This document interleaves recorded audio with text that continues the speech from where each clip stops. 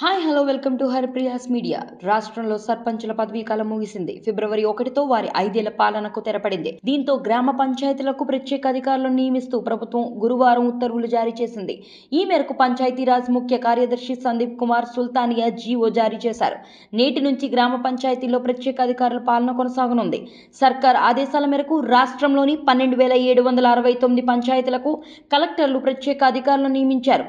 MRO, MPDO, వ్యవసాయ అధికారి, మండల పంచాయతీ అధికారి స్థాయి గ్యాజెటెడ్ సిబ్బందిని ప్రత్యేక అధికారులుగా నియమించారు. సర్పంచ్ ఎన్నికలు పూర్తయ్యే వరకు ప్రత్యేక అధికారులు బాధ్యతలు నిర్వహించాలని ప్రభుత్వ ఉత్తర్వుల్లో పేర్కొన్నారు. డిజిటల్ సంతకాల కీలు, పెన్ డ్రైవ్ల రూపాల్లో సర్పంచులు, ఉప సర్పంచుల వద్ద ఉండేవి. ప్రత్యేక అధికారుల పాలన నేపథ్యంలో సర్పంచులు, ఉప సర్పంచుల నుంచి రికార్డులు, చెక్ బుక్లు, డిజిటల్ సంతకాల కీలను ఇప్పటికే పంచాయతీ కార్యదర్శుల స్వాధీనం చేసుకున్నారు.